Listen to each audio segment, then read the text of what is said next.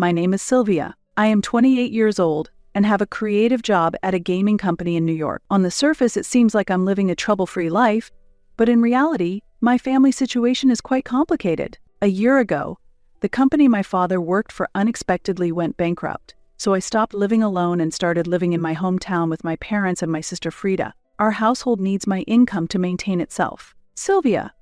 Frida said she wants pork steaks for dinner tomorrow night. My mother started the conversation. I sighed inwardly and replied, "Oh, and we are running out of money for food. We can't even afford to buy pork loin. Can you contribute a little more to the food budget?" I frowned and said, "We're already out of food money for this month. It's not even halfway through yet, though." That's when Frida joined the conversation. "Big sis, you're not contributing enough for food." "What are you talking about? I'm already contributing $3,000, so it should be more than enough." Frida snorted and said, "Big sis, prices have gone up, and $3,000 just isn't enough for a family of 4 anymore." I couldn't contain my anger and retorted, "Just $3,000. If you have a complaint, why don't you work and earn some food money yourself?" "It's hard to find a job, so I feel sorry for Frida," my mother said, taking my sister's side. I thought bitterly to myself, my sister uses job hunting as an excuse, but in reality she's unemployed and squandering her days away. Moreover, the living expenses I provide are being given to my sister as pocket money by my mother. Stop it already. If it's really that difficult to live, how about we sell this house and move to Mom's hometown? We might find work there, and life could be. No way. I don't want to go back to that hometown. My mother immediately opposed the idea. Our grandmother runs a successful Italian restaurant in Queens where we could work, and with free access to delicious pizza and pasta, our lives would certainly be easier. However, grandmother is very strict, and especially when it comes to making pizza, she becomes even stricter. My mother dislikes this and tries to avoid the physical labor of making pizza. My father always says this: "Why do we seek grandmother's help so quickly when we are all trying to support this life together? That is what you call being spoiled." I wanted to scream inside. It's ridiculous to say that I, who earns the living expenses, am spoiled when I have a sister who does not want to work. I think Frida should look for a part-time job too. She is already 26, and there are many people who work part-time while job hunting, I suggested. But my mother quickly argued against it. "No, Frida is helping around the house, so she doesn't have time for a part-time job." "What? What are you talking about? I have never seen Frida do any housework," my father interjected. "Frida carries the dishes to the sink after meals and does her own laundry. Sometimes she even massages my shoulders." I began to feel angry. The housework that my father describes Frida doing is something even an elementary school child could do. In contrast, I get up early every morning to prepare breakfast for the entire family and make my father's lunchbox. Additionally, I support our finances and take care of tax payments. Still, my parents have always favored Frida. She has been favored since we were children. I am considered pretty too, but Frida has a more refined face and is charming, which is why our parents have always treated her specially. Actually, one might think I should leave such a situation soon, but due to complex circumstances, it's not easy for me to move out, and I live with daily stress. Days passed, and I initially did not realize that my sister had left the house. I thought she was just going out as usual, but the next day, and the day after that, she was nowhere to be found. Realizing this, I began to have suspicions. Just then, as I was returning home and heading to my room, I heard an astonishing conversation from my parents in the living room. "I can't wait for the souvenirs from Hawaii. Frida is really lucky. Right now, she must be relaxing on the beautiful beaches of Hawaii and enjoying meals at delicious restaurants. I want to go to Hawaii too. Maybe we should go together next time." I couldn't help but interrupt. "Wait, what are you both talking about? Are you saying Frida is in Hawaii right now?" My parents responded with puzzled expressions. "Yes, that's right." I couldn't keep up with this unexpected development. "But how can she afford the trip? She doesn't have any money. I've even been holding back on going shopping or to the arcade. Actually, she won it in a sweepstakes. Frida has always been lucky with these things. She had won a trip through a sweepstakes. I had no idea that had happened. Surprised, I decided to accept that explanation for the time being. The next day, while I was at work, I got an unexpected call from a credit card company I don't usually use. They informed me that there had been high charges recorded over the past 3 days. I had no memory of making such transactions. Nervous, I asked about the amount, and the customer support said, $10,000 has been spent over 3 days. I immediately guessed who the culprit was. It had to be my sister, enjoying her vacation in Hawaii. Though she had won the hotel stay and flight tickets, she needed her own funds for souvenirs and other expenses. Determined to uncover the truth, I contacted my sister. "Frida, what are you doing? Explain yourself." "Oh, I'm surprised you called, sis. I thought you were expecting souvenirs." "Cut the jokes. You've been using my credit card without permission, haven't you? Did you notice?" "It was an oversight," she replied nonchalantly, and my anger surged. At the same time, I regretted not realizing sooner that someone had entered my room. "What are you thinking? Using someone else's credit card fraudulently is a crime. It might be a problem if it were someone else's, but it's different among family members. Sylvia, you really should study more. How could you spend $10,000 in 3 days? It's impossible to spend such a large amount of money in such a short time. On this free trip to Hawaii, excluding the airfare and accommodation, I had to pay for all tourist activities, shopping and dining. I added luxury restaurants, shopping for branded goods, and transportation. Before I knew it, the expenses had exceeded $10,000. Exceeding $10,000 is inexcusable. What were you thinking? Why are you so angry?" "I used the card because it was about to expire. That's why, sis. I'll leave the payment to you," she said cheerfully before hanging up. This incident was so sudden that I was left speechless. After that, she kept contacting me, but I decided not to respond at all. Eventually, she left a message on my answering machine. It seems I've gone and done it. I'm truly foolish." I couldn't help but laugh. In the evening, when I returned home, my parents hurried to greet me. "Welcome back. How can you act so nonchalantly? Frida is in a tough situation. Why did you stop the card? She's in trouble." "So what? My card was misused, so of course I stopped it," I replied. The moment I received a call from the card company and noticed transactions I did not recognize, I immediately stopped the card. As a result, my sister, who was unaware and tried to use the card, panicked and vented her anger at me. Since I consistently avoided responding, it seems she eventually sought help from our parents. "Your sister is in trouble abroad, and you're not going to do anything. Are you still saying that? Just because we're family, it doesn't mean it's okay to casually use someone's card to spend $10,000. I don't think you should be indifferent to that. How cold can you be? It's because of that attitude you never get to go on trips. She intended to buy souvenirs for us with the card. What's the problem with that? You're both unbelievable.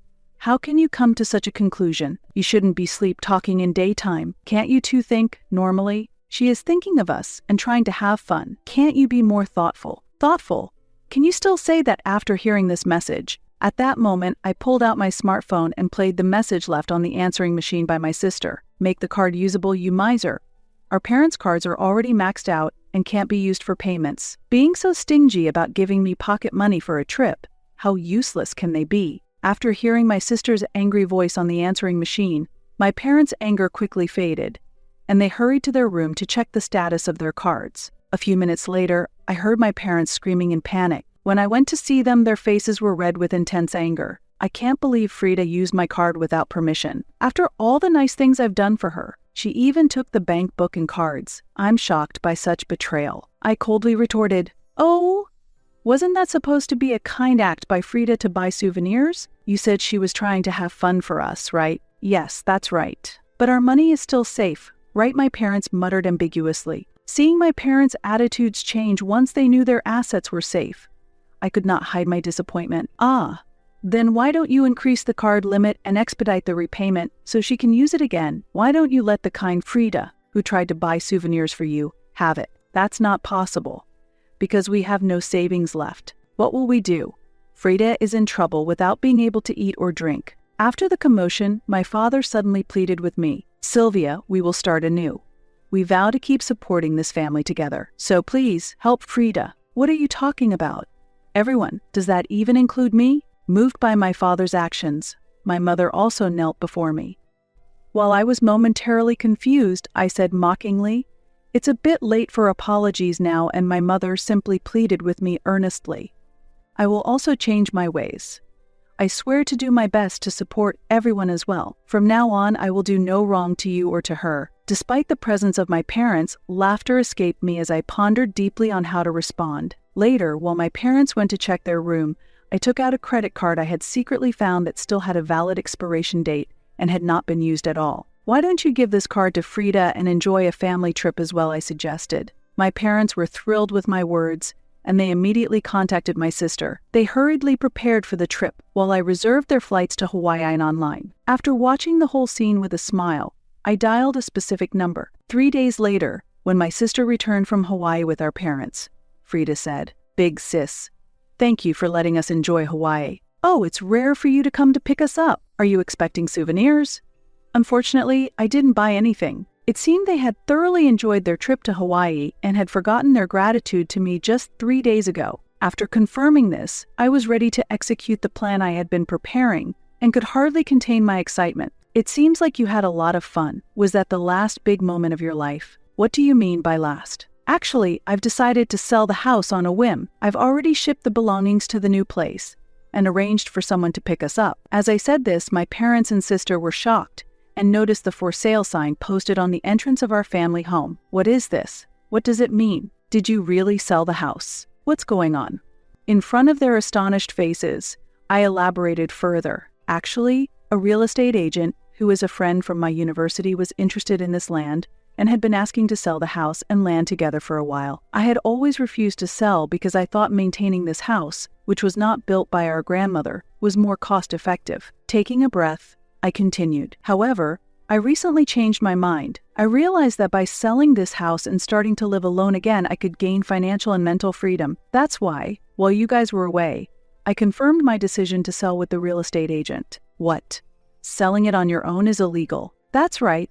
This house belongs to Dad. There's no way you could do anything about it." My parents protested vehemently, but I responded calmly. "Oh, you seem quite energetic about it, but what would you think if you knew that the house and land are actually registered in my name?" "What?" "Dad, do you remember when you came to me because you couldn't pay the taxes, and I agreed to help on the condition that we change the registration to my name?" "Ah, that's right." I continued the story. "I didn't leave this house because it was registered in my name. I was looking for a way to get you out of the house and sell it. It was difficult to find an opportunity because you were always home. However, the chance to sell finally came when I sent you to Hawaii. As planned, everyone was out of the house, and I could finally sell the house and the land." "Ah. Oh, as I mentioned earlier, the luggage has already been sent to the new house, so don't worry. And the pickup should be arriving soon." "Pickup?" "Yes, Grandma is eagerly waiting for everyone. She can't wait." "Hey, Grandma, you mean Mom?" "Correct. After talking to her, she agreed to take everyone in to knock some sense into you. She told me to send the luggage. Everyone, get ready for daily pizza making and cleaning." My parents and sister were shocked. "We can't go to Grandma's." "That's right, we don't want to go." "Ah, I see. Well, you can do as you like. But without a house or jobs, how are you going to live? There's also the payment for that card. How are you going to pay such a large amount?" "What are you talking about?" "The card is in your name. You thought it was in my name." "Be careful, it's under a different name," I said. "Eh?" No way. My mother was startled. She took out the card I had given her and checked the name, losing color in her face. "Wait, this card is in Frida's name. The credit card I gave you was actually found in Frida's room. It was the first card she got when she started working, but she quit soon after saying the job wasn't a good fit. And it seems she hadn't used it. What I've spent too much. What should I do about this?" "What should you do, you ask? Since it's your name on the card, you have no choice but to pay. And make sure you earn enough to cover the stay, all of you, without causing trouble to Grandma." Frida resisted until the end, but our parents, having no other option, silently awaited Grandma's arrival. Accompanied by Grandma, they headed to her house and restaurant in Queens. There, under the strict guidance of Grandma and the veteran employees, they were taught to work, even as they shed tears. The $10,000 fraudulently charged to my card was repaid to me by Frida under Grandma's strict orders. Although I planned to settle everything by selling the house and land, Grandma managed to recover the living expenses I had paid previously and even took a portion of my parents' salaries to be transferred to me. Later, I moved to an apartment closer to my workplace and was able to start living alone again. The new life is going smoothly, and I am enjoying peaceful days, looking down at the city at dusk from the balcony. I felt relief from the long-felt pressure and a slight sense of loneliness. At that moment, the phone rang, and I hesitated a bit when I saw Grandma on the display. "Hello, Grandma," I answered, and she checked if I was doing well. "Yes, I'm fine," I replied. "That's good.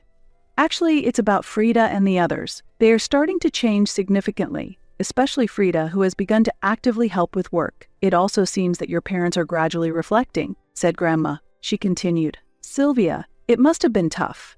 I believe I understand how you feel. Sometimes family can be a burden, yet it is also something we should support. I hope you can forgive them someday. I listened to Grandma's words. Her voice carried hesitation and anxiety, but also a significant resolve. There's no rush. Take your time and think it over until your heart settles, Grandma said kindly. I nodded deeply.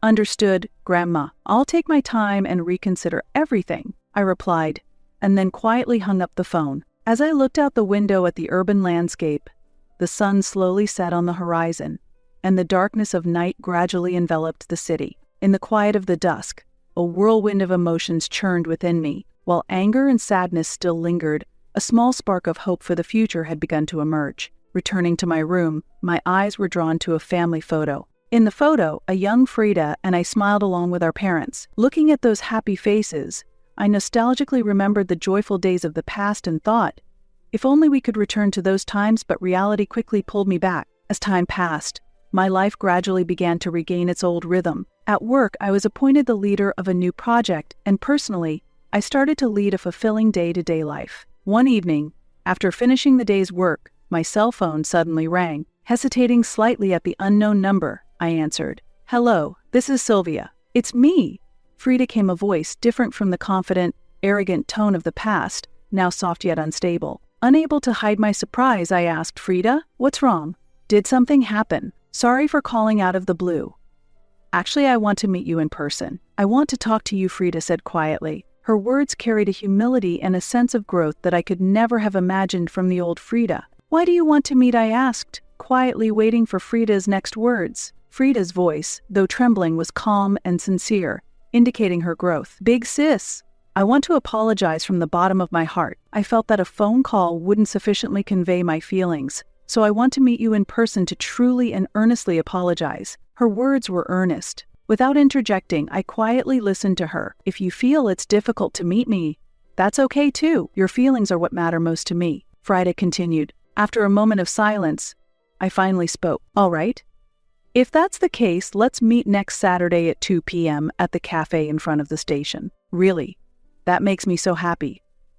Thank you, big sis. Relief was evident in Frida's voice. After hanging up the phone, I took a deep breath for a while to sort out my emotions. Despite questioning whether the choice I had just made was truly right, I harbored a hope that meeting her might change something. On the day of our meeting, I arrived at the designated cafe earlier than planned. Upon reaching the cafe, I could feel my heart racing, my chest tightening with a mix of anxiety and anticipation. As the clock's hands moved slowly, and just a little past the agreed time, the cafe door opened slowly, and Frida appeared. She looked different, with a simple yet earnest expression. Her face was without makeup, her attire simple, and most notably, her eyes conveyed a resolute change. She approached my table slowly and began to apologize quietly. Big sis, I am truly, truly sorry. At that moment, I could physically feel her change and was momentarily unsure how to respond. Frida, I began, and she continued her words, holding back tears. While working at Grandma's house for the first time,